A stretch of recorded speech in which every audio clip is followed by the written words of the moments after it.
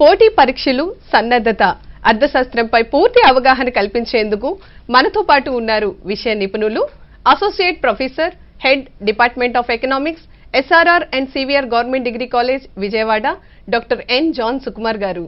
వారితో మాట్లాడి మరిన్ని వివరాలు తెలుసుకుందాం. సరే, ఇప్పుడు కాంపిటేటివ్ ఎగ్జామినేషన్స్ కి సంబంధించి మన ఎకనామిక్స్ సబ్జెక్ట్ లో ఎవరైనా సరే డిగ్రీ కానీ పీజీ కానీ కంప్లీట్ అయిపోయిన తర్వాత ఎగ్జామ్ ని అపియర్ అవుతారు. కానీ ఎకనామిక్స్ సబ్జెక్ట్ ని చదివేది ఎప్పటి నుంచి ప్రిపరేషన్ స్టార్ట్ చేయాలంటారు సార్? ముందు ఈ ఎకనామిక్స్ సబ్జెక్ట్ ప్రిపరేషన్ కి ముందు నేను ఒక విషయం తెలియజేయాలనుకుంటున్నాను. Yes sir. దీని ఏంటంటే మనం ఎకనామిక్స్ ప్రిపేర్ అయ్యే ముందు ఒక ప్రణాళికని రూపొందించుకోవాలి. ఎందుకంటే ప్రణాళిక, ఒక ప్లాన్, ఎలా చదవాలి, ఎక్కడి నుంచి స్టార్ట్ చేయాలి, ఎక్కడ ఎండ్ చేయాలి, ఎంత సమయం దీనికి కేటాయించాలి. సో దీనికి సంబంధించిన ఒక చక్కటి ప్రణాళిక మనకు ఉంటే అర్థశాస్త్రంలో మనం స్కోర్ సాధించడం చాలా సులభం. కాబట్టి ఒక ప్రణాళికని మనం ఖచ్చితంగా ప్రిపేర్ చేసుకోవాలి. సో దీనికి సంబంధించి మొదట మనం చేయవలసిన పని ఏంటి అని అంటే సిలబస్ని మొదట అధ్యయనం చేయాలి. ఏ పరీక్షకైనా సరే సిలబస్ అనేది అందివ్వబడుతుంది. ప్రతి పోటీ పరీక్షలో ఆ సిలబస్లో ఏ అంశాలు అందులో ఉన్నాయో మనం గమనించాలి. ఏ అంశాలకి ఎక్కువ ప్రాధాన్యత ఇచ్చారో చూడాలి. ఏ అంశాలని గురించి మనల్ని ప్రశ్నలు అడగబోతారనేది మనం ఆ సిలబస్ని చదవడం ద్వారా, దాన్ని అధ్యయనం చేయడం ద్వారా మనం పొందొచ్చు. కాబట్టి మొదట మనం సిలబస్ అధ్యయనం చేయాల్సి ఉంటుంది. జనరల్గా యూపీఎస్సీ ఎగ్జామ్స్ కానీ, ఎస్ఎస్సి ఎగ్జామ్స్ కానీ, స్టాఫ్ సెలక్షన్ కమిషన్, అలాగే ఎస్ఐ ఎగ్జామ్స్ కానీ, కానిస్టేబుల్స్ కానీ, గ్రూప్స్ కానీ ఆల్మోస్ట్ ఒకే రకమైనటువంటి సిలబస్ ఉంటుంది. కొంచెం చిన్న చిన్న మార్పులతో సిలబస్లో కొన్ని తేడాలతో ఆ ఎగ్జామ్ యొక్క వెయిటేజ్ని బట్టి కొన్ని మార్పులు చేస్తారు. కానీ ఓవరాల్గా మనం తీసుకుంటే సిలబస్ అన్నిటికీ ఒకేలా ఉంటుంది. కాబట్టి మనం ప్రిపేర్ అవ్వడం కూడా చాలా సులభంగా ఉంటుంది. ఒకవేళ ఆంధ్రప్రదేశ్కి సంబంధించిన గ్రూప్ ఎగ్జామ్స్ అంటే కొంత ఆంధ్రప్రదేశ్ ఎకానమీకి సంబంధించినటువంటి సిలబస్ ఉంటుంది. మిగిలినవంతా కూడా ఆల్మోస్ట్ అన్ని కాంపిటేటివ్ ఎగ్జామ్స్లో ఒకే రకమైనటువంటి సిలబస్ ఉంటుంది. సిలబస్ని మనం అధ్యయనం చేసిన తర్వాత మనం ఏ పుస్తకాలు చదవాలి అనే దాని గురించి కూడా మనం తెలుసుకోవాలి. కాబట్టి కొన్ని ప్రాథమికమైనటువంటి పుస్తకాలని మొదట చూడాలి, బేసిక్స్ నేర్చుకునేందుకు. తర్వాత ఆ బేసిక్స్ తర్వాత ఎక్కువ ఎగ్జామ్స్కి ఏ అంశాల గురించి ప్రశ్నలు వస్తున్నాయో ఆ అంశాలని మనం ఫోకస్ చేయాల్సి ఉంటుంది. అంటే ప్రాముఖ్యమైనటువంటి అంశాలని మనం ఫోకస్ చేయాలి. తర్వాత ఏంటంటే సమయాన్ని ఎలా నిర్వహించుకోవాలి. ఖచ్చితంగా ఒక టైం టేబుల్ రూపొందించుకోవాలి. కనీసం 2-3 గంటలు మధ్యలో ఒక 10 నిమిషాలు బ్రేక్ ఇస్తూ ఆ పర్టిక్యులర్ సబ్జెక్ట్లో ఉన్నటువంటి ప్రత్యేకమైనటువంటి అంశాలకి కేటాయించాల్సి ఉంటుంది. సో అలాగే ఒక వారంలో రివిజన్ కోసం ఒక 2-3 గంటలు మనం ఏవైతే ఈ వారంలో చదివామో వాటిని కూడా మనం రివైజ్ చేసుకోవాల్సి ఉంటుంది. మనం ఏదైతే చదువుకుంటున్నామో, ఏదైతే మనం స్టడీ చేస్తున్నామో దానికి సంబంధించి ఒక నోట్స్ ప్రిపేర్ చేసుకోవాలి. నోట్స్ ప్రిపేర్ చేసుకున్నప్పుడు రివిజన్ చాలా ఈజీగా ఉంటుంది. ఇలా మనము ఒక ప్రణాళికని రూపొందించుకొని మనము ఎకనామిక్స్ని ప్రిపేర్ చేయాలి. మీరు అడిగిన ప్రశ్న, ఎక్కడి నుంచి ప్రిపరేషన్ ప్రారంభం చేయాలి? సో మొదట ఏంటంటే సిలబస్ని మనం చూసినప్పుడు ఏ టాపిక్స్ ఎక్కువ ప్రాధాన్యత ఉంటుందో గుర్తించి వాటి మీద ఎక్కువ కాన్సన్ట్రేట్ చేయాలి. రెండో అతి ముఖ్యమైన అంశం, ప్రతి ఒక్కరూ ఇది చాలా జాగ్రత్తగా గమనించండి. మనకి అర్థశాస్త్రానికి సంబంధించిన బేసిక్స్, పునాదులు అనేటివి మనకు తెలియాలి, బలంగా ఉండాలి. యాక్చువల్గా మనకి అర్థశాస్త్రం అనేది 9వ తరగతి నుంచి ప్రారంభమవుతుంది.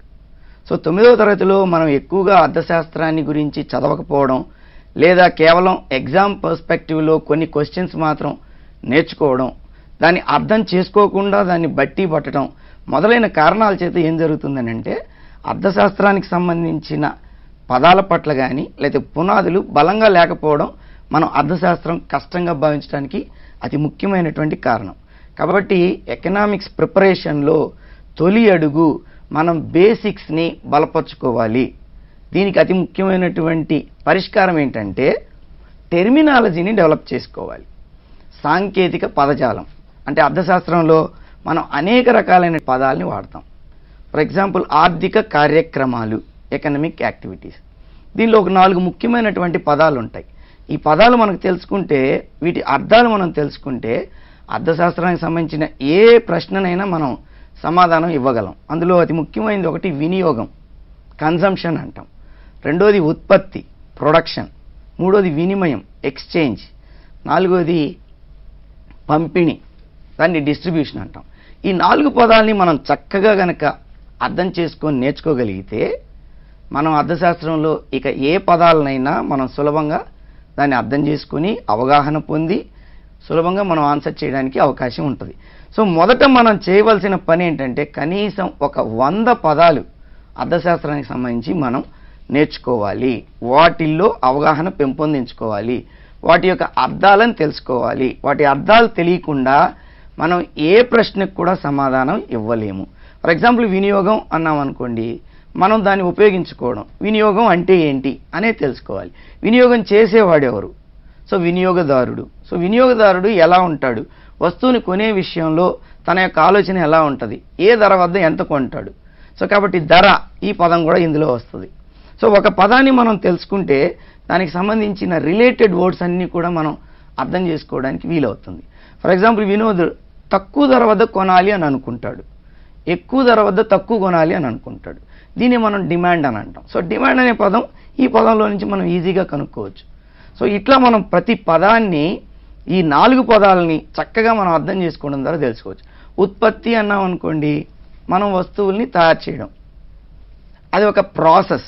ముడి పదార్థాలు అనేటివి ఉంటాయి, వాటిని మనకు వాడుకునేందుకు లేదా వినియోగించుకునేందుకు అనువుగా మార్చుకోవడం.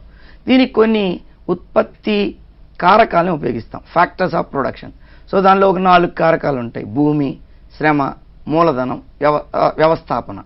సో ఈ 4 పనిచేస్తాయి, వీటికి ఏం ప్రతిఫలాలు వస్తాయి, what returns that they will get, ఎంత ఉత్పత్తి చేయాలి, ఎవరి కోసం ఉత్పత్తి చేయాలి. ఈ 4 చాలా పరిమితంగా ఉంటాయి.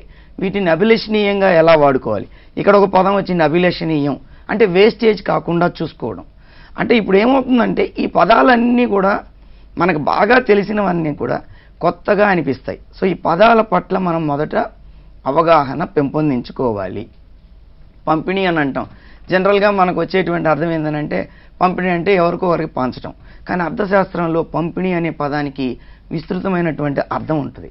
కాబట్టి ప్రతి పదాన్ని మనం చాలా జాగ్రత్తగా వాటికి సంబంధించిన అంశాలని మనం తెలుసుకుంటే అప్పుడు మనం అర్థశాస్త్రాన్ని సులభంగా అటెంప్ట్ చేయడానికి, క్వశ్చన్స్ని తప్పులు లేకుండా రాయడానికి. ఎందుకంటే అర్థశాస్త్రంలో ప్రశ్నలన్నీ కూడా కొంచెం మనం ఆలోచనాత్మకంగా మన యొక్క ఆలోచనలకు వస్తే దూరంగా అన్ని సమాధానాలు కూడా సరైనవే అనిపించేలా ఒక కన్ఫ్యూజన్ని క్రియేట్ చేసేలా ప్రశ్నలు ఉంటాయి. మన కాన్సెప్ట్స్ పట్ల గాన బలమైనటువంటి అవగాహన కలిగి ఉంటే అప్పుడు మనం సులభంగా ఆ ప్రశ్నల్ని మనం ఆన్సర్ చేయడానికి వీలవుతుంది. సో కాబట్టి దీంతో పాటు ఇంకా చాలా పదాలు ఉన్నాయి. కొన్ని పదాలని మీకు నేను ఇక్కడ చెప్తాను. ఆ పదాలన్నింటినీ మీరు జ్ఞాపకం ఉంచుకొని ఆ పదాలని మీరు ప్రత్యేకంగా ఒకవేళ వీలైతే నోట్స్ లాగా ఇప్పుడు ఈ లైవ్లో కూడా రాసుకుని ఆ పదాల పట్ల అవగాహన పెంపొందించుకోండి. చాలా పదాలు ఉన్నాయి. డిమాండ్ అనే పదం ఉంది, సప్లై అనేది ఉంది, మార్కెట్, ఉత్పత్తి, వ్యయాలు, రాబడులు ఎలా ఉంటాయి, ఆదాయం ఎలా పొందుతాం, ఆదాయం అంటే మనీ ఇన్కమ్ అనేది ఎలా ఉంటుంది, రియల్ ఇన్కమ్ అనేది ఎలా ఉంటుంది, వాస్తవిక ఆదాయాలు ఎలా ఉంటాయి, ఇట్లా వీటికి సంబంధించింది. ఒకవేళ మనం ఈ పదాలన్నీ తెలుసుకున్న తర్వాత ఇంకొన్ని మనకి జనరల్గా మ్యాక్రో ఎకనామిక్స్ అనేది ఉంది, జాతీయ ఆదాయం. ఈ జాతీయ ఆదాయానికి సంబంధించిన అనేకమైన ప్రశ్నలు వస్తాయి. సో జాతీయ ఆదాయం అంటే ఏంటి, దాని యొక్క భావనలు అంటే జిఎన్పి ఆదాయాల అంటే ఏంటి, జీడిపి అంటే ఏంటి, వృద్ధి rate NNP per capital income, ఇట్లా ప్రతి పదాన్ని మనం అర్థం చేసుకోవాలి. మనకు జీడిపి అనేది తెలియకుండా వృద్ధి రేటు గురించి మనం చదవలేం. వృద్ధి రేటు అనేది ఉందనుకోండి, వృద్ధి రేటు అనేది మన యొక్క ఉత్పత్తి స్థాయి ఎలా పెరిగింది గత సంవత్సరానికి ఈ సంవత్సరానికి, ఎంత వృద్ధిని సాధించాం. అసలు మనకు జీడిపి అంటేనే తెలియకపోతే మనం వృద్ధి రేటు అనే విషయాన్ని గురించి తెలుసుకోలేం. దీని మీద చాలా ప్రశ్నలు మనకి కాంపిటేటివ్ ఎగ్జామ్స్లో వస్తాయి. కాబట్టి వృద్ధి రేటు తెలుసుకోవాలంటే జీడిపి అనే దాని మీద మనకు అవగాహన ఉండాలి. సో ఇలా చాలా పదాల మీద మనకు అవగాహన ఉండాలి.